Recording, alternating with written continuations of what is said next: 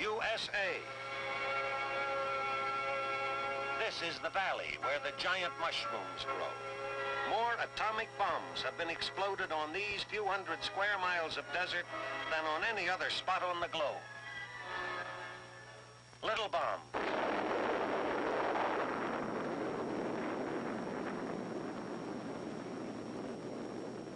Big bomb.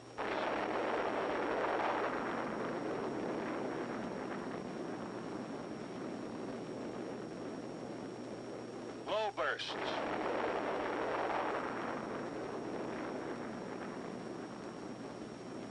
And high bursts.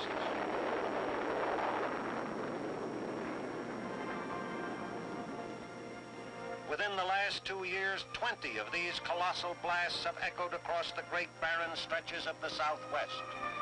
This testing ground in our own backyard, just an aerial stone's throw from the Los Alamos laboratory, has been used only for experimental devices below certain power levels. Even so, it has been hugely valuable. It would have cost months of precious time and millions of dollars more to do this testing at the Pacific Proving Ground on Eniwetok Atoll. Interwoven throughout the story of the Nevada tests is a second story. The story of the part played by the United States Air Force, operating here under the command of Major General John S. Mills, responsible for Air Force participation in the nuclear weapons program. With this help, the help of Air Force personnel, equipment, and veteran know-how, the tests afforded much earlier completion dates than would have otherwise been practical, yielding information vital to the big picture, national defense. Of the 20 bombs that were detonated, 14 had to be aerial drops, pinpointed with unerring accuracy to meet the requirements of atomic scientists. But the delivery of the A-bomb is only one phase of Air Force support of the Atomic Energy Commission's test program. As shot day approaches, a steady flow of information comes into Weather Central at the AEC's control point. Weather conditions must be right for test purposes and air operations, and from the standpoint of safety, the priority watchword of the whole program.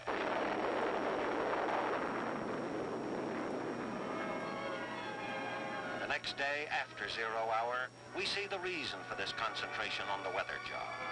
We see its relation to the huge fact which remains after every nuclear detonation, the atomic cloud, the towering, angry ghost of the fireball.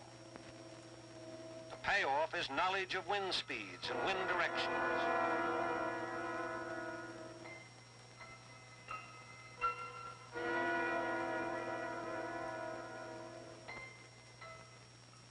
After the explosion, Air Force helicopters survey and monitor the acres of blast area with sensitive radiation counters.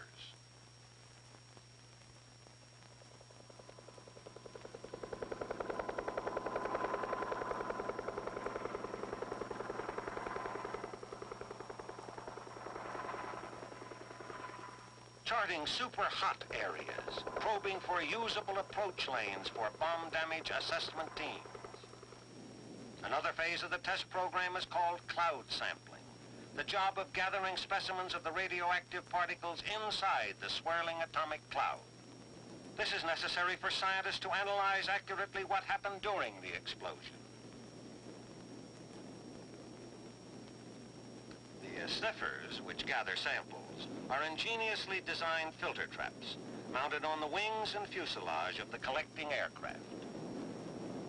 The sampler crews do a job considered impossibly dangerous a few years ago. Since then, advanced techniques make it possible for these trained crews to fly through the cloud without harm, even to stay inside of it for a while, if they observe the precautions taught by experience.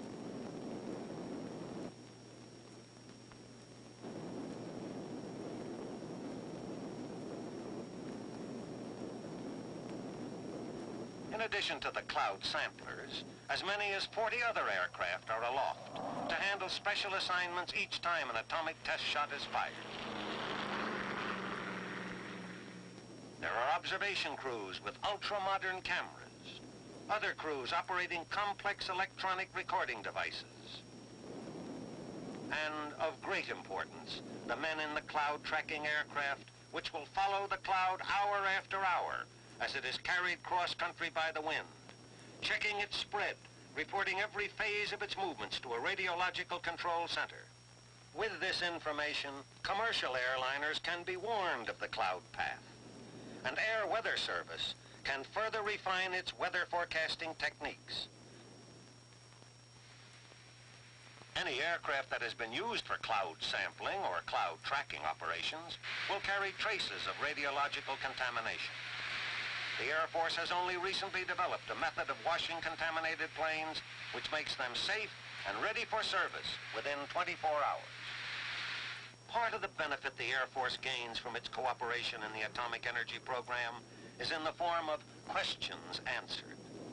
What will be the effect of brilliant atomic light on the eyes of aircraft crews? To find out, flight surgeon volunteers sat before optical instruments in a flying laboratory to test their visual reactions to the actual flare of an atomic burst.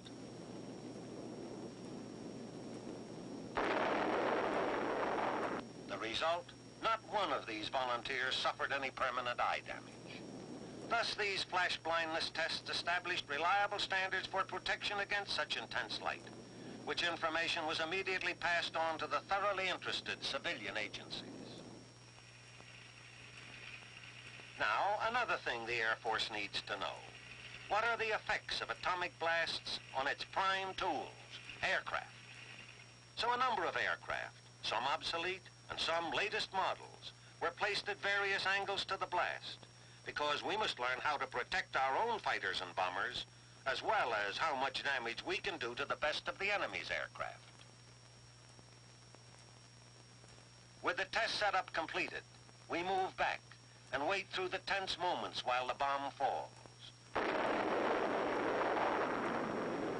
As it explodes, 100 high-speed cameras and 1,000 instruments record new evidence of the enormous destructiveness of the atom bomb.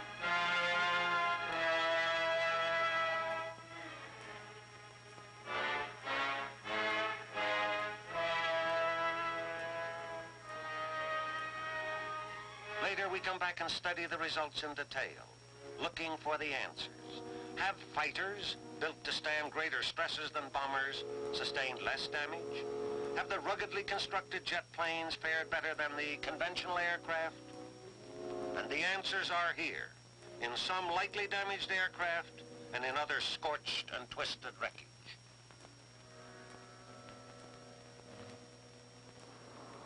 From these findings, the Air Force adds new pages to its understanding and its mastery of atomic warfare.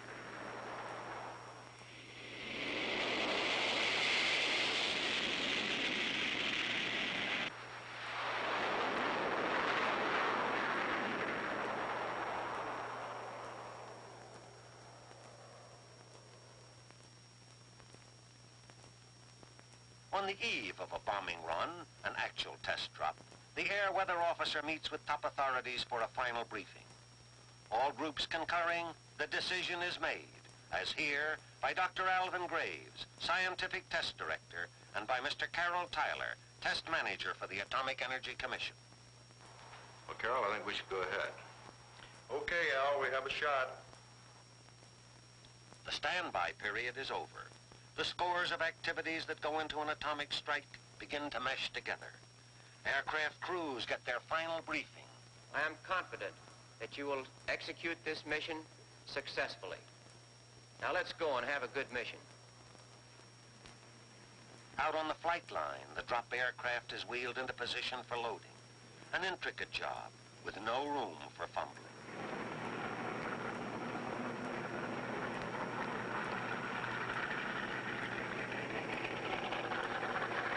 This is no simulated mission. This is no dry run. This is the real thing.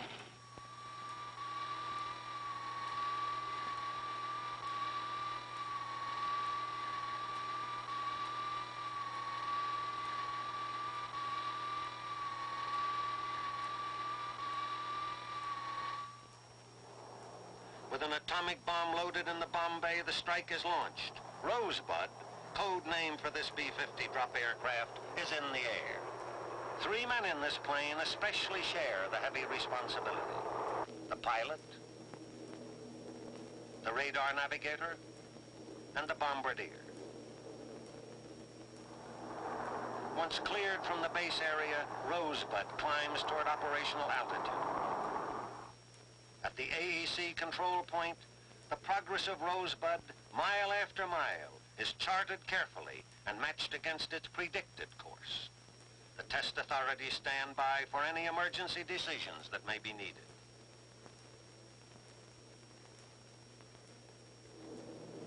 Rosebud is at bombing altitude, swinging in on the final bomb run. Turn in 5 seconds. 4, 3, 2, 1, turn.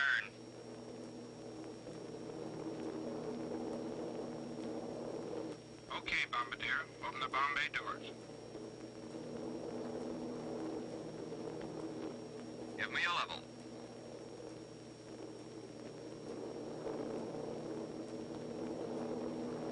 Level. And now, as the final seconds tick away, the bombardier becomes the most important man in the drop plane. The target he must hit is 6 miles below. These nuclear tests demand that the bomb be released within a timing tolerance of plus or minus 2 seconds. The bomb must fall within a scant 100 yards of dead center. Teamwork, precision, experience, all raised to the nth degree.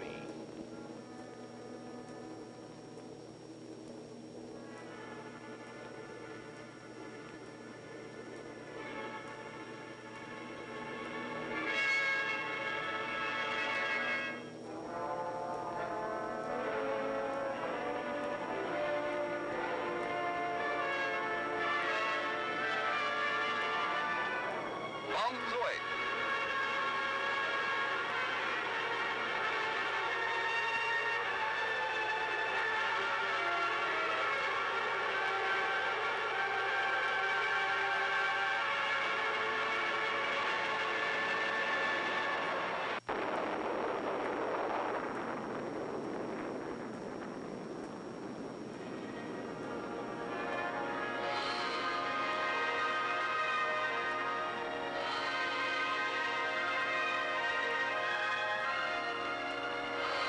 This is what happens in the valley where the giant mushrooms grow. This, within security limits, is the part played by the United States Air Force in the Atomic Energy Commission's Continental Test Program.